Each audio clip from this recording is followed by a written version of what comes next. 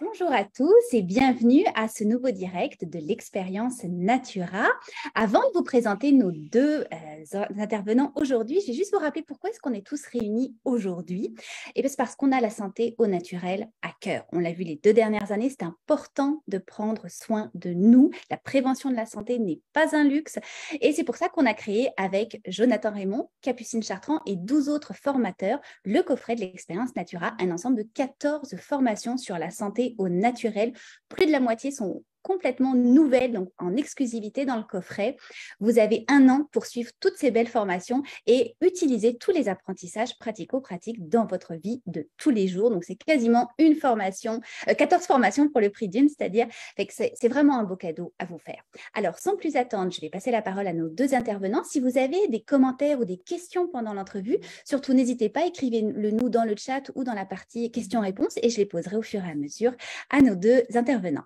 Alors, je vais d'abord vous présenter Capucine Chartrand. Capucine, tu es herboriste, thérapeute accréditée et professeure de yoga. Dis-nous un petit peu comment tu es arrivée dans le monde de la santé au naturel. Bonjour tout le monde. Alors, je suis arrivée dans le monde de la santé vraiment parce qu'un jour, je suis rentrée à l'hôpital. En fait, en 2000, j'ai dû aller à l'hôpital 2 fois en l'espace de quelques mois. Puis, la deuxième fois que je suis sortie de l'hôpital, je me suis dit, mais est-ce que c'est ça le soin? Puis, je n'étais pas là-dedans tant que ça, mais je me suis vraiment posé la question. Puis après ça, pas très longtemps après, cet été-là, l'été 2000, je suis allée travailler sur la Côte-Nord au Québec. Et j'ai fait de l'horticulture. Alors, j'ai mis les mains dans la terre. Puis j'ai été super surprise parce que j'étais comme, waouh, on peut faire un métier de ça. On jardinait pas tant chez moi. Puis j'ai rencontré 2 herboristes vraiment traditionnels sur la Côte-Nord. Puis c'est là que j'ai eu la piqûre. Puis là, j'ai trouvé une école, puis j'ai étudié. Puis c'est mon métier depuis, je rentrais à l'école en 2001, là, tout de suite après. Puis c'est ça que je fais depuis 21 ans maintenant, là. Donc, c'est mon parcours. Waouh, merveilleux. Et alors toi, Jonathan Raymond, tu es thérapeute ayurvédique, herboriste accrédité. Alors un petit peu la même question, comment tu t'es intéressé toi à l'ayurveda et à la santé au naturel? Moi aussi, je dois dire que c'est après de tomber malade. C'était dans un voyage en Asie. J'ai attrapé une dysenterie typique de voyageurs imprudents. Et puis, j'ai été soigné par la médecine naturelle, j'ai été évalué par la lecture du pouls, donc ça m'a intrigué. Puis, j'étais de jeune âge, puis je cherchais quelque chose pour m'orienter. J'avais des petites velléités de changer le monde, révolutionnaire comme tout bon jeune de 20 ans. Et puis, j'ai décidé que c'était la façon, une personne à la fois, dont je voulais accomplir cette tâche dont je me suis délesté un peu depuis. J'ai compris que tout ne reposait pas sur mes petites épaules. Oui, c'est bon. C'est pour ça qu'on est plusieurs formateurs et vous êtes plusieurs formateurs dans le coffret parce que vous avez tous des spécificités. Et ce qui est intéressant, c'est qu'on voit que tout est assez complémentaire. On va le voir d'ailleurs aujourd'hui puisque le sujet de notre entrevue, c'est les champignons médicinaux et comment soigner les troubles digestifs les plus courants grâce à l'Ayurveda. Alors, je crois que tous les deux, vous avez d'ailleurs un champignon chouchou qui est le reishi, qui est un des champignons, je pense, le plus étudié au monde. Alors peut-être, Capucine, tu peux nous donner un petit peu les vertus du reishi. Oui. Alors, le nom latin du reishi, ça a l'air à changer, là, mais en tout cas, c'est pas grave. Moi, celui que j'ai appris, c'est le Ganoderma lucidum. Lucidum, comme dans lucidité. Et le reishi, je l'aime particulièrement pour ça parce qu'il aide à la clarté mentale. Et il aide à la concentration, il aide à plus de présence. Je l'aime aussi parce que c'est vraiment un soutien aux surrénales. Les surrénales, c'est vos glandes qui produisent l'adrénaline, de la cortisone et qui peuvent s'épuiser à la longue s'il y a beaucoup de stress, s'il y a beaucoup d'enjeux d'immunité aussi. Donc, et c'est un champignon adaptogène, donc il aide à s'adapter. Hein? Puis, 2022, s'adapter, c'est un thème récurrent quand même.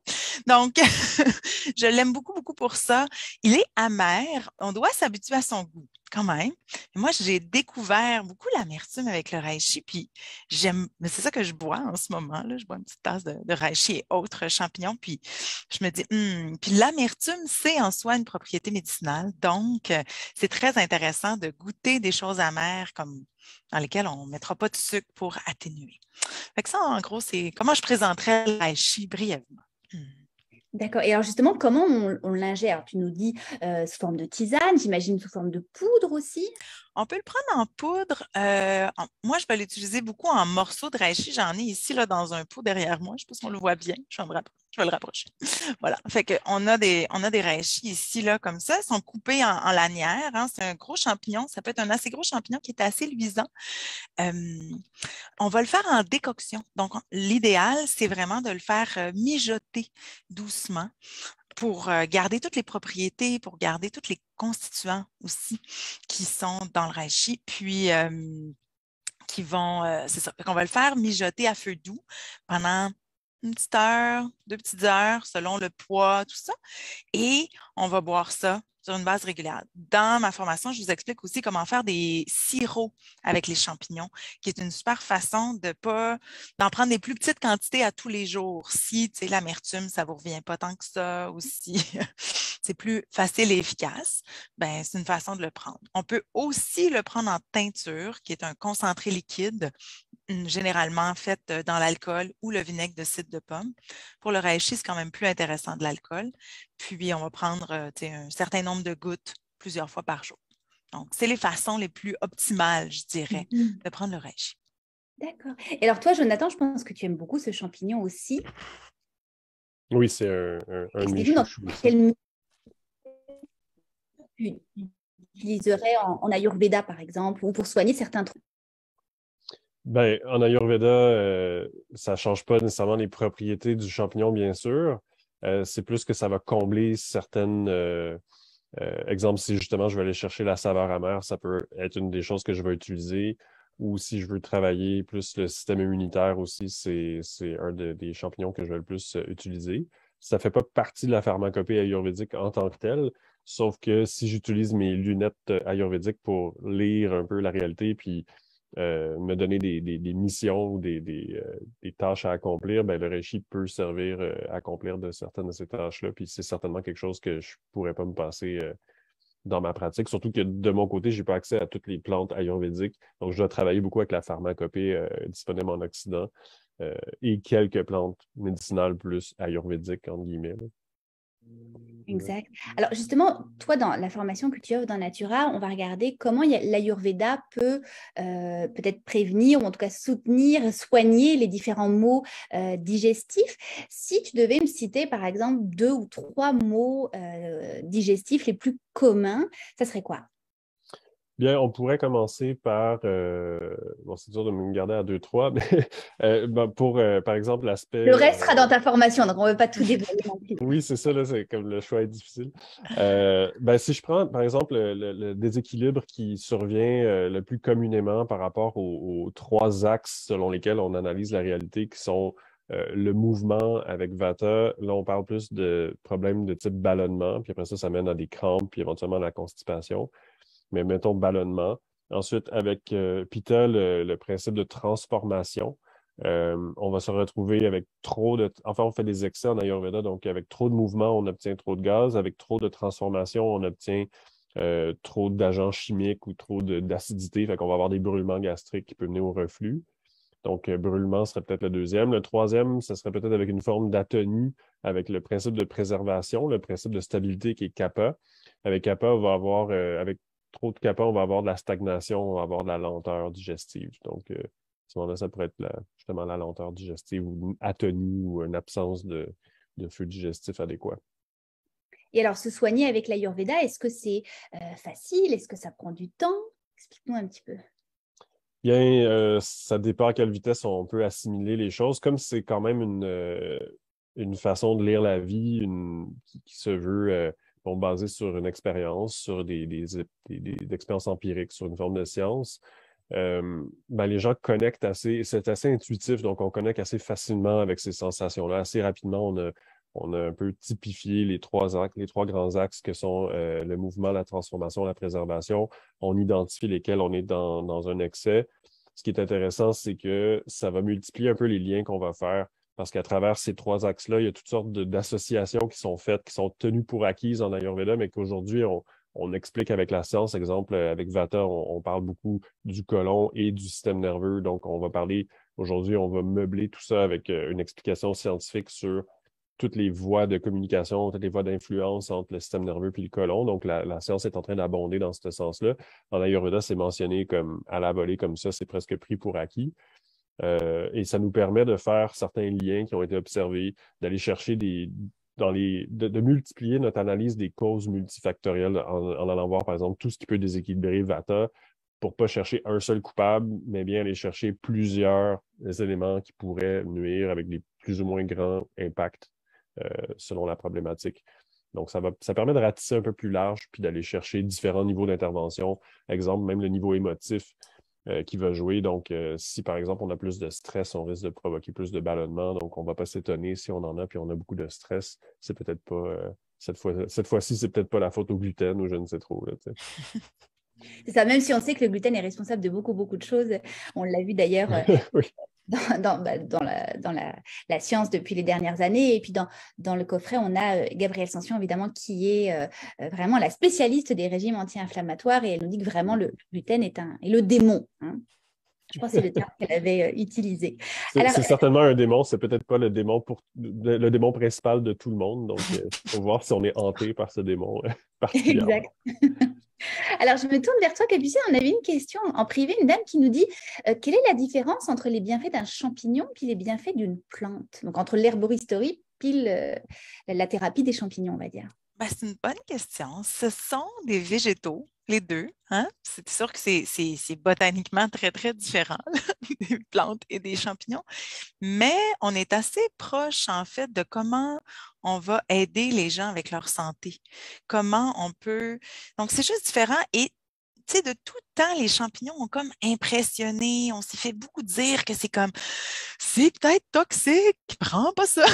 Tu sais, j'ai trouvé des tramettes là, dans la forêt, mettons, c'est ce petit champignon-là, là, comme tout cute, tu sais, puis il n'y en a pas qui lui ressemblent, qui sont toxiques. Puis là, j'étais avec une amie, puis elle était comme, ah oui, mais penses-tu que... Puis j'étais comme, non, non, je suis sûre. Mais c'est un peu aussi, moi, quand j'étais petite, je n'étais pas dans le monde des plantes du tout. J'ai juste le nom de plante. Là. Mais et on me disait que toutes les baies rouges étaient toxiques. Mais tu sais, finalement, il n'y en a pas. C'est pas toutes les baies rouges qui sont toxiques, mais les champignons, c'est un peu la même chose. Donc, on va utiliser les champignons comme les plantes. Les champignons ont peu de toxicité. Puis, tu sais, généralement, tout à l'heure, là, il m'est venu plein d'autres choses sur le reishi, mais c'est comme la plupart des champignons médicinaux vont travailler sur l'immunité profondément et aussi sur l'énergie profonde. Il y a vraiment quelque chose de le fun à travailler avec ça parce qu'on voit l'énergie des gens là, wow, s'améliorer comme rapidement. Et ça, c'est le fun. Bien, on le voit aussi avec des plantes, mais les deux ensemble, c'est comme un combo très le fun. Et moi, j'aime vraiment dire que je suis une herboriste qui travaille dans sa cuisine. Et donc, c'est proche de notre assiette. Là, le brocoli, je peux les mettre à côté du champignon. Ben, mon ortie, je peux la boire avec le reishi. Pour moi, c'est comme pareil. Fait que ça se mélange facilement et on peut faire, comme je disais tout à l'heure, une décoction, donc un petit mijoté ou un sirop avec des plantes et avec des champignons. Ça va juste aller ensemble. Okay. Ouais. Est-ce qu'il y a des contre-indications pour certaines personnes à utiliser des champignons? Ben, c'est sûr qu'il peut y avoir des contre-indications. Ça peut être du cas par cas. S'il y a des médicaments, on fait attention, c'est sûr. C'est mieux de se renseigner, c'est mieux de consulter parce que c'est vraiment là, du cas par cas puis tout ça. Je dirais que quand même, on est proche dans des dosages très comestible, on est proche du champignon là, de Paris pratiquement. J'exagère un peu, mais donc ça reste assez doux comme médecine, puis ça reste que on va faire attention parfois quand il y a, c'est ça, plus quand il y a des médicaments, puis quand les gens sont immunosupprimés aussi, on va travailler avec certains plus que d'autres. Donc, ça serait mes grandes contre-indications là, qui me viennent. Jonathan, as-tu quelque chose à ajouter là-dessus? Ben non, puis même avec la médication, je suis d'accord avec toi, puis en même temps, c'est pas les plus difficiles à combiner avec la médication. Souvent, Exactement. notamment le reishi est compatible avec à peu près tout. Même les allergies aux champignons, ça ne vaut pas pour la plupart des polypores supérieurs, puis c'est assez versatile. Donc oui, à part dans des cas où les gens sont très malades, il vaut mieux être accompagné parce que, bon, C'est un art, là, c'est une science complexe, mais en général, c'est assez compatible, moi, je dirais aussi. Mm, J'abonderais dans ce sens-là. c'est ça. Puis tu sais, ça s'intègre. Les champignons se sont beaucoup aussi intégrés à l'alimentation. Mm. Une des choses en Chine, comment c'était beaucoup utilisé, c'était dans de la soupe. Fait que c'était un bouillon. On faisait un bouillon, puis après ça, on rajoutait plein de légumes dedans, puis qu'on faisait, tu sais. Puis j'ai fait ça il y a 2 semaines pour l'Action de grâce, puis j'ai fait un gros bouillon de champignons, puis là, j'ai mis plein de légumes dedans, puis j'ai servi cette soupe-là à mes amis, puis là, tout le monde était comme «Oh, wow!» J'étais juste comme «C'est le bouillon de champignons!» J'étais très fière. Tu parlais de la Chine, Mhm, probablement que tu connais ce livre-là. mhm, ouais. C'est pour dire comment le reishi est inscrit dans la culture chinoise. On le voit dans les motifs de la cité interdite. On le voit dans les mains. Le sage porte toujours un reishi dans les mains. Mhm, Tu sais, ça fait ouais. partie de l'iconographie chinoise. Ça, c'est intéressant. Mm, Et alors, qu'est-ce que tu dirais, Capucine, dans le sens où, comme tu nous le dis, Jonathan, ça existe depuis la nuit des temps, les champignons, ouais. mais on dirait que peut-être l'Occident s'est réveillé là-dessus les 2 dernières années. Qu'est-ce qui a fait qu'il y a eu un engouement pour les champignons comme ça? Bon, est-ce que c'est les 2 dernières années? Peut-être, je ne sais pas. Je pense que ben, il y a de plus en plus de recherches. Je pense qu'il y a de plus en plus d'ouverture. Je pense que les gens commencent à comprendre que ce n'est pas que toxique. Définitivement, on peut mourir en mangeant des champignons, ce qui est rarement vrai avec des plantes, là. Mais, mais il y a des champignons qui sont vraiment facilement comestibles. Et c'est bon au goût, ça amène une diversité et ça se cultive très facilement chez soi. Bon, moi, je ne fais pas ça, là, mais il y en a qui font ça, mais de plus en plus, on a accès à ce savoir-là qui se démocratise et qui permet d'être mieux nourri, d'être plus en santé, d'avoir une meilleure immunité. Donc, c'est que des plus, en fait. Mm. Mhm. Alors, on a quelqu'un qui nous demande, est-ce que les champignons hallucinogènes utilisés maintenant en mini-dosage de façon médicinale vont être approchés dans ta formation? Non. Ben, je ne suis pas allée là-dessus, je n'ai pas une grande expérience avec ça, c'est pas encore légal au Canada, à part sous supervision de certaines cliniques, donc je ne l'ai pas approché, mais je suis d'accord avec vous, c'est un sujet très, très, très intéressant. Peut-être pour une prochaine formation, Capucine. Peut-être. Alors, je me tourne vers toi, Jonathan. Là, on est à l'automne, on va rentrer bientôt dans l'hiver, on n'a pas le choix. Et le système immunitaire, en général, va être mis à rude épreuve. On l'a vu durant les dernières années. Qu'est-ce que tu donnerais comme conseil au niveau ayurvédique, peut-être pour justement soutenir son système immunitaire et prévenir des éventuels rhumes ou autres? Bien, c'est sûr que c'est un peu, la réponse est un peu plate au début, dans le sens que l'idée, c'est la santé générale, c'est-à-dire que votre niveau de vitalité est associé à votre niveau d'immunité en Ayurveda. On parle avec du concept de Ojas, qui signifie qu'une bonne vitalité se traduit par une bonne immunité. Donc, à la base, c'est les fondamentales. Puis à l'automne, on a souvent besoin de dormir un petit peu plus. Il faut s'abandonner parfois au sommeil. Les rhumes et les grippes, vous remarquerez à quel point ils surviennent lorsqu'on est fatigué. Donc, c'est vraiment de préserver son énergie, d'accepter le ralentissement qui est nécessaire, d'accepter l'intériorité qui est nécessaire. Donc, c'est surtout dans ces fondamentales-là que l'Ayurveda nous rappelle d'agir au niveau de l'immunité. Il y a peu de choses spécifiques à l'immunité en Ayurveda. C'est plus vu de façon régénération en général. Ensuite, c'est sûr qu'il y a certains produits aussi qui sont recommandés. Exemple, il y a une pâte qui est célèbre qui s'appelle la pâte Chyawanprash. Prash veut dire confiture ou pâte. Vana Wan, ça veut dire forêt. Donc, c'est le moine Chia de la forêt, bon, qui fait sa confiture finalement. Fait que ça a l'air complexe, mais c'est la pâte Chiawan Prash. Je pourrais l'écrire dans le chat pour les gens qui veulent trouver. Et puis, Chiawan Prash. Des fois, c'est écrit Chiawana Prash. On peut écrire aussi Chiawana Prasham. Bon, je ne vais pas rentrer dans les détails du sanskrit pour vous expliquer tout pourquoi c'est cohérent. Mm. Je vais l'écrire dans les deux façons. Ça, c'est le produit je ne sais pas si la statistique est toujours valide, mais fut un temps, c'était la moitié du chiffre d'affaires de l'Ayurveda du monde. Euh, ah oui, pardon, je l'avais mis au panéliste seulement. Merci. Donc, ça serait une quantité phénoménale qui est vendue chaque année dans le monde, surtout en Inde, bien sûr. Puis, c'est une pâte qui mélange comme une sélection. Bon, il y a différentes formules. La formule complète, elle n'est plus réalisée aujourd'hui. Il manque certaines plantes. Mais généralement, il y a plusieurs dizaines de plantes, genre au moins 20, 25, qui entrent dans la composition de ça. Ça fait une espèce de confiture. C'est dissous aussi dans un sucre de canne. On rajoute un peu de miel, un peu de ghee, donc ça fait comme une espèce de dessert finalement aux plantes médicinales. En même temps, il y a des plantes digestives un peu dedans, il y a un peu de poivre, un peu de gingembre séché pour le digérer. C'est très, très bon.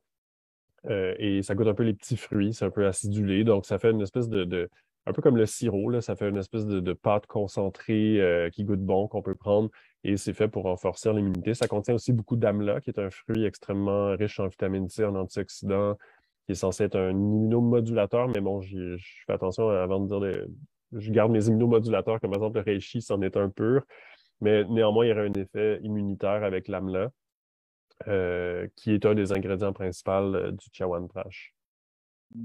Et alors, l'Ayurveda, c'est sûr que c'est une médecine ancestrale hein, qui existe depuis des millénaires, depuis la nuit des temps, mais j'imagine que cette médecine a su se renouveler, où il y a des nouvelles perspectives sur l'Ayurveda, non? Oui et non, je dirais que anciennement, la fondation des textes ayurvédiques, non pas de l'Ayurveda, mais des textes ayurvédiques, a été faite sur une base de quoi les humains s'accumulaient dans les villes et les villages. Et on avait prédit que le stress serait la première cause de mortalité éventuellement par l'accumulation des humains dans des lieux euh, serrés. Donc, en fait, l'Ayurveda a même été circonscrit par écrit pour et par une époque plus actuelle, en fait. C'est-à-dire que le stress n'a jamais été aussi présent qu'aujourd'hui. On n'a jamais été aussi accumulé dans des villes. L'Ayurveda aussi a été construit en collaboration avec des peuples qui ont apprivoisé la sédentarité, comme les Tamils, depuis 30 000 ans. Donc, ils ont connu depuis longtemps les défis de la sédentarité, de l'abondance, les défis que posent digestivement les céréales, les légumineuses qui ont besoin d'être souvent germées, qui ont souvent des composantes allergènes avec lesquelles faut composer. Euh, donc, je dirais que l'Ayurveda, en fait, est très pertinent pour un mode de vie déséquilibré d'aujourd'hui, peut-être plus qu'auparavant encore. Puis les maladies comme le cancer étaient déjà répertoriées, des maladies comme le stress, les ulcères, l'insomnie, bon, tout ça. Fait qu'il y a plusieurs choses qui sont pertinentes. En fait, c'est plus, on n'a pas terminé de redécouvrir qu'est-ce que l'Ayurveda peut nous apporter aujourd'hui, en fait. Puis, fait que je pense pas qu'il y a de nouvelles perspectives ayurvédiques, autant qu'un retour à des sources que les gens font mieux que d'autres, parce qu'il y a aussi l'apprentissage qu'on a dans les livres, mais ensuite, il faut l'appliquer dans le vécu. Donc, il y a peut-être ici, peut-être une nouvelle façon de l'appliquer, disons, aux diètes modernes. Ça, oui, par exemple. Ça, j'ai développé une expertise. Je ne vais pas traiter les gens comme leur dire de manger comme on mangeait en Inde il y a 500 ans, quoi qu'on pourrait toujours bien manger du riz et des fèves moungles, là. Mais je veux dire, il y a quand même une espèce de courroie de transmission peut-être qui a changé, de partir là où la population elle, est en ce moment, donc de connaître la modernité et de connaître l'Ayurveda et de faire la synthèse entre les deux. Mais la science ayurvédique comme telle n'a pas changé vraiment depuis ces dernières centaines d'années, là. Ok, super intéressant. Je me retourne vers toi, Capucine. Alors, on a parlé du reishi, mais j'aimerais ça que tu nous parles de un ou deux autres champignons que tu abordes dans ta formation et peut-être que les gens connaissent un peu moins, mais qui ont pourtant des bienfaits très intéressants. Ouais. Je vais vous parler de l'hydne hérisson ou du lion's mane. J'en ai un ici. Je l'aime vraiment beaucoup, ce champignon, parce que, déjà, il y a une forme pas commune, mais c'est d'abord et avant tout un champignon comestible. Okay? C'est vraiment, ça a un goût quand même doux. C'est pas du tout amer, là. Et ce qu'il a de phénoménal et de fascinant, c'est qu'il aide la régénération des cellules nerveuses. Et il n'y a vraiment pas grand-chose qui fait ça. En fait, on a longtemps cru que les nerfs ne se régénéraient pas. C'est un mot qui ne se dit pas facilement. Mais on découvre qu'il y a de plus en plus pas de plus en plus, quelques substances qui font ça. Et ça, c'est un des trucs magiques. Et ça le fait aussi pour les maladies qui sont dégénératives, entre autres le Parkinson, l'Alzheimer, la sclérose en plaques, la démence. Moi, je viens d'une famille où toutes les femmes du côté maternel, avant ma mère, ont fait de l'Alzheimer. C'est pas rassurant, tu sais.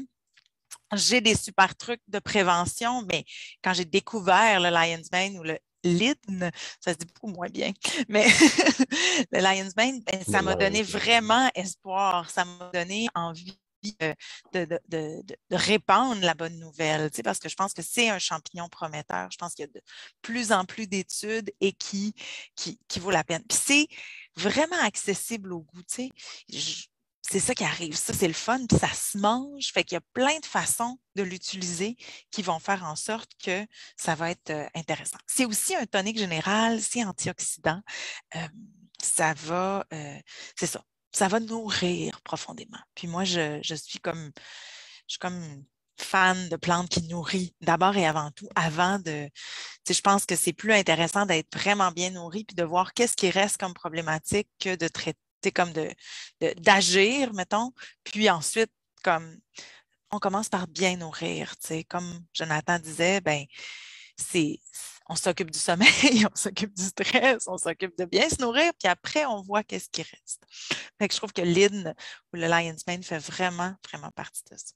Puis, un autre champignon qui est vraiment étonnant, c'est le cordyceps. Alors, ici, j'ai du cordyceps séché. Là.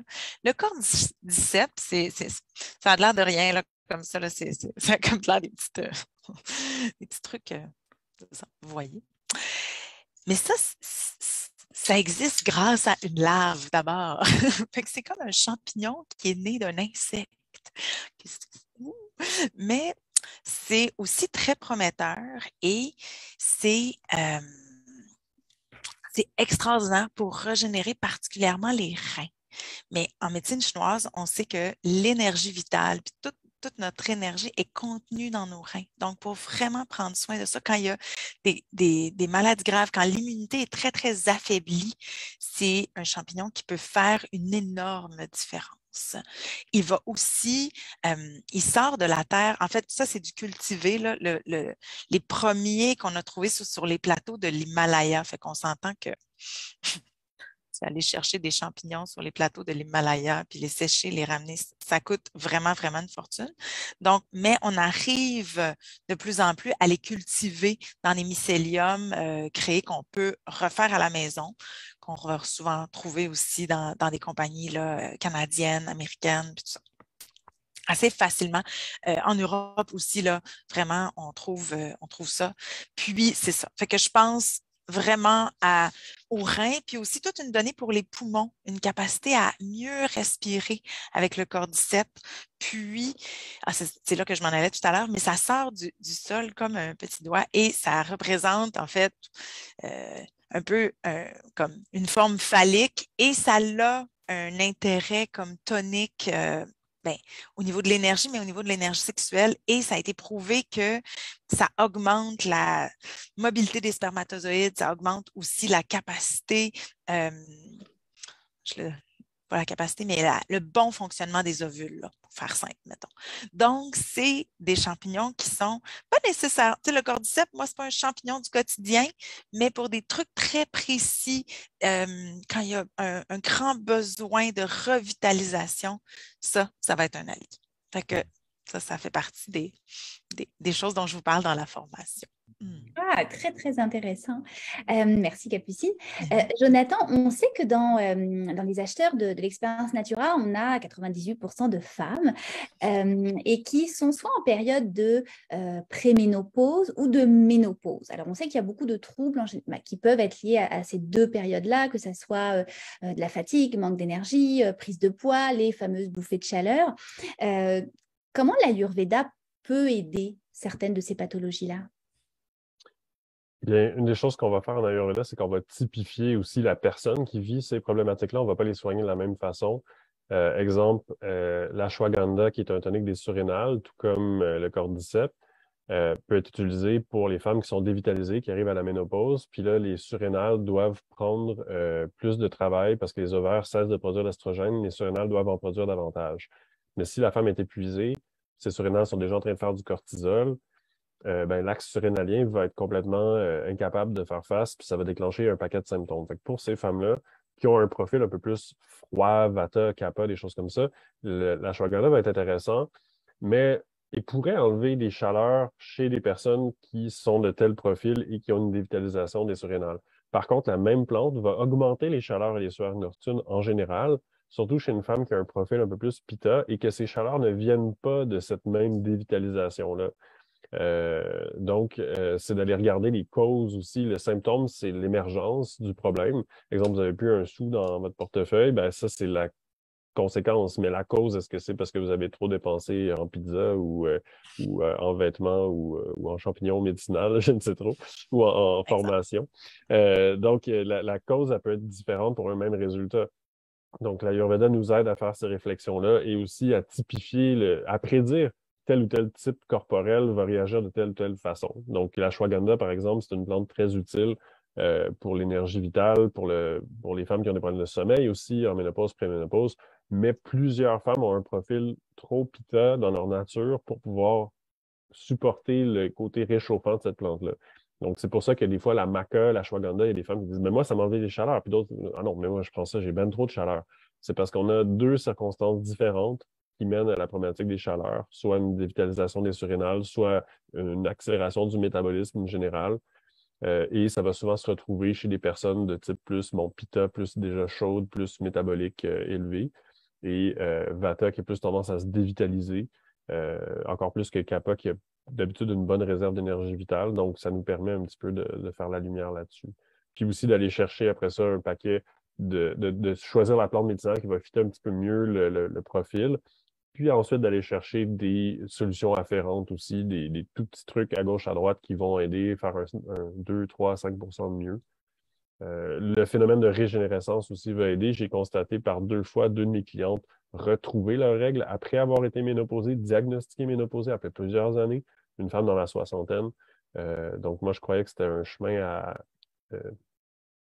sens unique, mais non, on peut revenir d'une ménopause, même diagnostiquée. Je l'ai constaté avec surprise 2 fois dans ma pratique, sans vraiment chercher, mais simplement en travaillant la régénérescence naturelle du corps. Voilà, j'ai constaté cela. Wow, intéressant. Capucine, tu le disais aussi par rapport à la fertilité.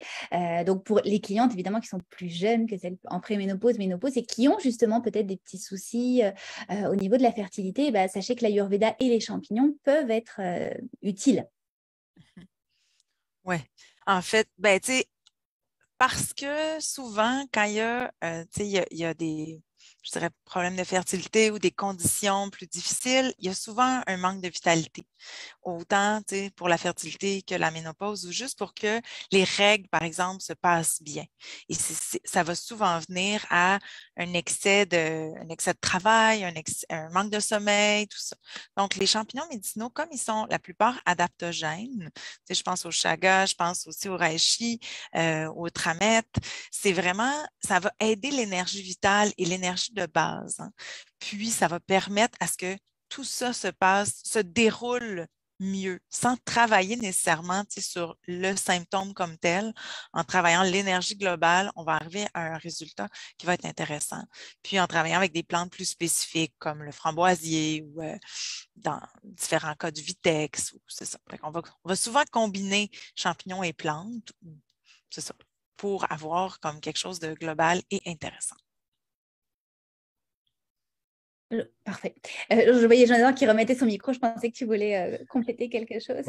Si on parlait fertilité, puis tantôt on parlait de ménopause, je pensais aussi au shatavari, qui est une substance qui nous a été connue par l'Ayurveda, qui est absolument formidable pour la fertilité aussi. Là. Je me demandais si la question allait me rebondir, mais vous pouvez toujours aller voir sur mon site web. Je décris le shatavari, l'ashwagandha aussi. C'est 2 toniques sexuels, l'un plus masculin, l'autre plus féminin. Quoi qu'on peut le donner aux hommes, aux femmes, là, c'est une typification là, générale. Mais le shatavari est très intéressant pour aussi la fertilité, puis pour tout le processus de la grossesse aussi. Et même pour la ménopause, puis les chaleurs d'ailleurs. Une énergie assez froide et humide. Ouais. Très intéressant. Et alors justement, Jonathan, tu parles d'un profil Vata, Kapha, Pitta. J'imagine qu'on peut faire un test pour savoir de quel profil on est. Oui, ça a ses limites, un test, parce que la principale distinction qu'il faut faire d'abord, c'est comprendre la distinction entre l'état et la nature, entre ce qui ne change pas, le bagage avec lequel on arrive, puis ce qui change. Parce que ça nous permet, parce que des fois, on va déterminer notre nature un peu trop à la lumière de nos états. On va dire, moi, je suis toujours, je sais pas, moi, j'ai Je suis toujours anxieux, je suis toujours nerveux, je suis toujours apeuré. Donc, je suis de type Vata. Mais c'est peut-être que j'ai connu la guerre ou peut-être que ma famille était un peu rigide puis manquait d'affection, mettons. Donc, ça va être des travers psycho-émotifs qui vont venir, que j'appelle les masques et traumas, qui viennent un petit peu souvent euh, justement masquer notre vraie nature. Euh, donc, ça reste un travail donc de distinction des circonstances, du résultat et de la nature avec quoi je suis arrivé. Ça reste un travail quand même assez long à départager. Donc, j'encourage les gens à faire un test, mais le faire avec un grain de sel. Continuer d'apprendre sur les fondamentales de l'Ayurveda, le faire faire par d'autres gens aussi qui vont nous regarder d'un autre angle. Euh, mais si vous voyez sur mon site web, il y a un onglet, dans les articles, il y a un onglet Ayurveda dans lequel j'expose quelques articles de base pour bien comprendre, mettons, c'est quoi la nature, c'est quoi l'état, c'est quoi les trois doshas. Ensuite, on fait le test, ça aide un peu. J'ai essayé de le faire de façon aussi où on peut distribuer des points parce que des fois, c'est trop. Il faut se définir en cochant une case plutôt qu'un autre. Donc, c'est quand même toute votre personnalité, tout votre bagage avec lequel vous arrivez sur Terre qu'on essaie de décrire en 20 questions. Ça a des limites. Donc, c'est un jeu un peu, il faut le prendre de façon ludique. Moi, j'en fais une expertise, puis dans ma pratique, les premières centaines de personnes, je n'étais pas aussi compétent que les quelques centaines suivantes. À un moment donné, à force de voir des gens, la pratique est la mère de l'habileté. À un moment donné, j'ai pas appris de nouvelles notions, j'ai vu des gens, vu des gens, vu des gens, vu des gens, vu des gens, la nature, l'état, la nature, l'état, la nature, l'état.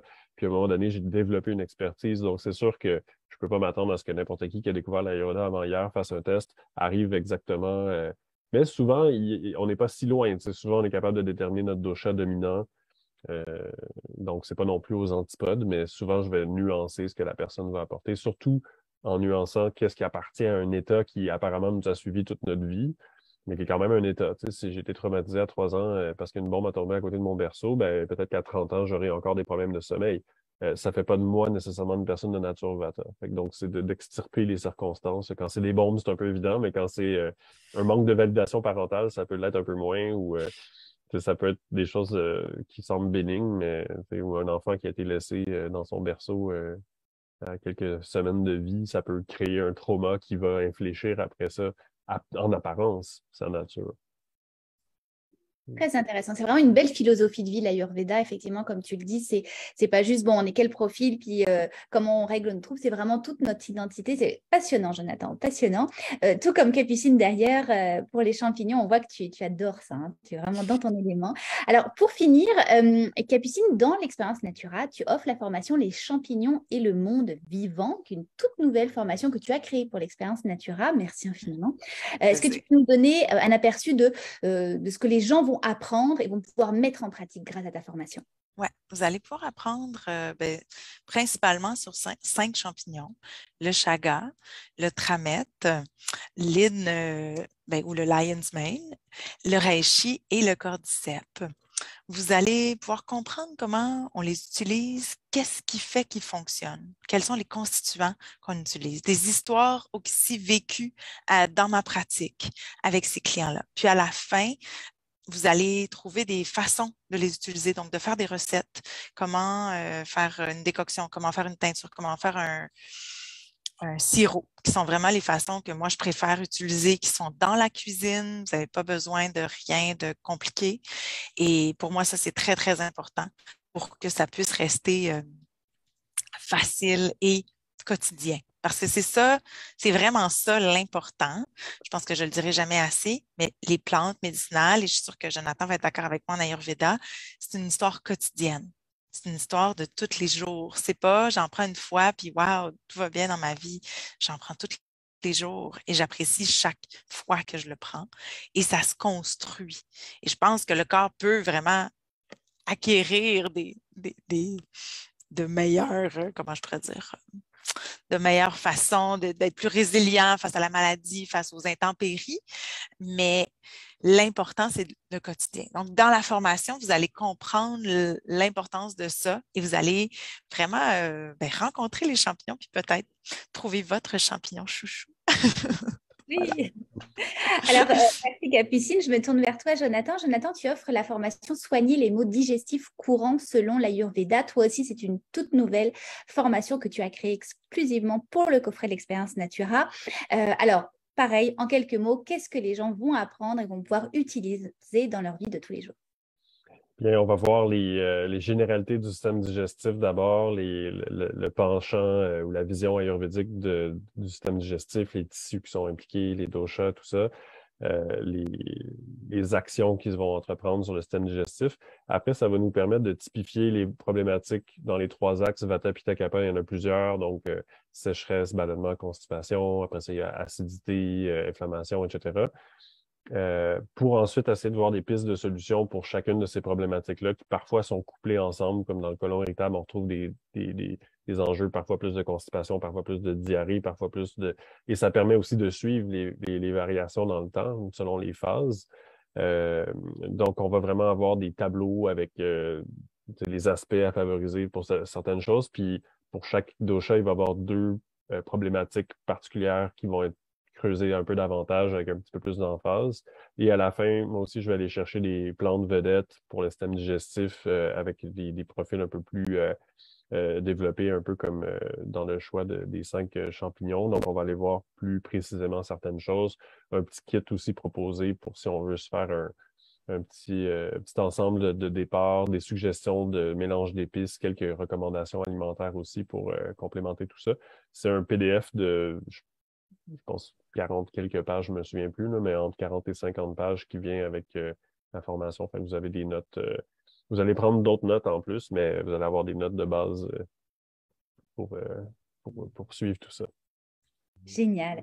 Alors, on a une cliente qui a déjà acheté les coffrets, qui nous écoute et qui nous dit: je regarde les vidéos depuis le début, je trouve les spécialistes aussi passionnants les uns que les autres. J'ai hâte de commencer à utiliser mon coffret. Effectivement, André, merci pour votre gentil commentaire. On a choisi encore une fois cette année des formateurs assez exceptionnels, je vous dirais. La première année, c'était bien. La deuxième année, c'était très bien. La troisième année, c'était encore plus extraordinaire. Vraiment, parce qu'on a des sujets très, très, très complémentaires. On l'a vu aujourd'hui avec Capucine Chartrand et avec Jonathan Raymond. Je vous encourage à aller voir leur site internet, à vous inscrire à leur infolettre, à aller voir sur leurs médias sociaux. Ils vont évidemment parler de leur spécificité, de leur spécialité et de l'expérience Natura. Donc, un coffret de 14 formations en ligne. Vous avez 1 an pour toutes les suivre. C'est amplement assez. Vous en avez même qui sont disponibles à vie. Vous avez 8 cours qui vous donnent des attestations. Donc, pour les professionnels de la santé au naturel, c'est vraiment génial. Et puis, c'est vraiment 14 formations pour le prix d'une. Pensez-y, c'est comme un souper à 4 au restaurant, sauf que là, vous allez avoir un coffret de 14 boîtes à outils à utiliser pendant 1 an, mais dans toute votre vie. Et chaque petite pépite d'apprentissage que vous allez trouver dans les formations peut changer votre vie de façon durable, en mode prévention et en mode curatif. Alors, merci infiniment à Capucine, à Jonathan. Merci à tous ceux qui étaient là aujourd'hui avec nous et qui nous écoutaient en rediffusion. Et puis, on se dit bon week-end et à lundi pour une prochaine entrevue. À bientôt. Merci. Au revoir.